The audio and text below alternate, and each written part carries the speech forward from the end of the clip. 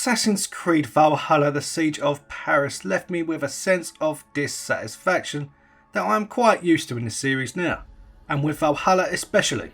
From start to finish I felt fatigued with the gameplay loop, uninterested in the story, and got constantly reminded why these games are not for me anymore.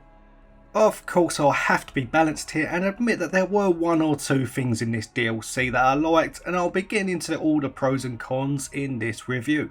But before I do, don't forget to like this video and subscribe if you're new for more AC content, including my podcast Mr. Marvel and Friends, where I will be posting a long discussion on this DLC very soon.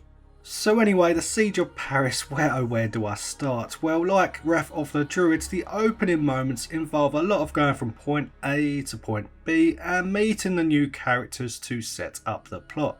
France itself doesn't really have a different feel to it compared to England, aside from the odd ambient theme in the background and the darkish opening.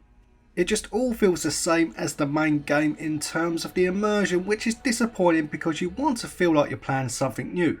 And although Wrath of the Druids wasn't perfect at this, it did a much better job. But at least there are French accents unlike Assassin's Creed Unity, so that is a plus.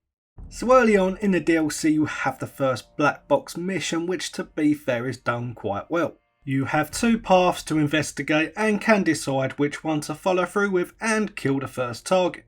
It's pretty cool and a welcome addition to the game, as it involves an added story element to the assassination, rather than killing some guards then killing the target like normal.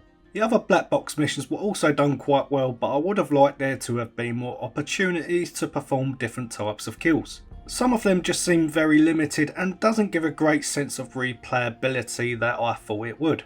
But they are enjoyable at the very least, and probably the best thing about this DLC. There are also some side missions called Rebel missions where you can help the rebels kill targets, gain infamy and train them to use ranged weapons, become better swordsmen and stuff like that. When your infamy increases, it unlocks access to new upgrades, cosmetics and armour. It's basically like a watered down version of the Brotherhood system and is there mainly as a way to get more gear.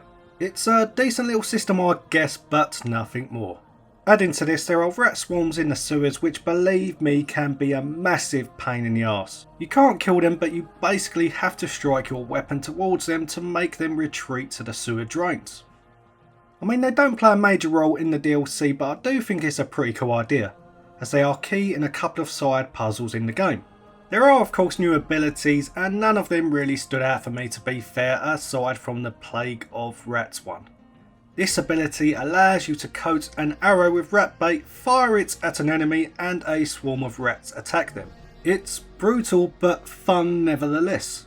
The parkour still feels rough, but admittedly Paris and Amiens feel a little bit more compact and parkour friendly than most of the cities and towns in England, Ireland and Norway.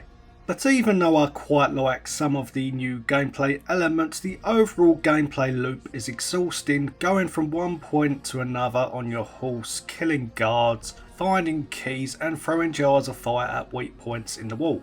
The world activities are also identical to the main game and it all just feels a bit samey. And although there is something very minimal to do with the hidden ones in this DLC, I had to keep reminding myself that I was playing Assassin's Creed. Valhalla has never felt part of the Assassin's Creed universe in my eyes. And they can chuck in as many hidden one bureaus as they like, it just doesn't feel part of the lore and the universe.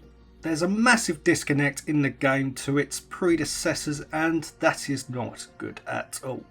And the story of Siege of Paris just seemed like it didn't need to be told. I never grew fond of any of the characters. I couldn't name you any moments where I laughed, cried or jumped out of my seat. Even the Siege on Paris itself was a bit of a letdown. It just feels like another political story which we've seen many of in the main game and Wrath of the Druids. This DLC is just there to be played and that's it, which is fine because if you like Valhalla and want more of the same, with the added extra of a few black box missions, you'll probably love it and it'll be worth playing for you. But if you are after an engaging story with influence from the hidden ones and a cool new atmospheric world to explore, then you will be disappointed. And dare I say, it's not even a good Viking game at this point. Thank you for watching, don't forget to like and subscribe and see you very soon.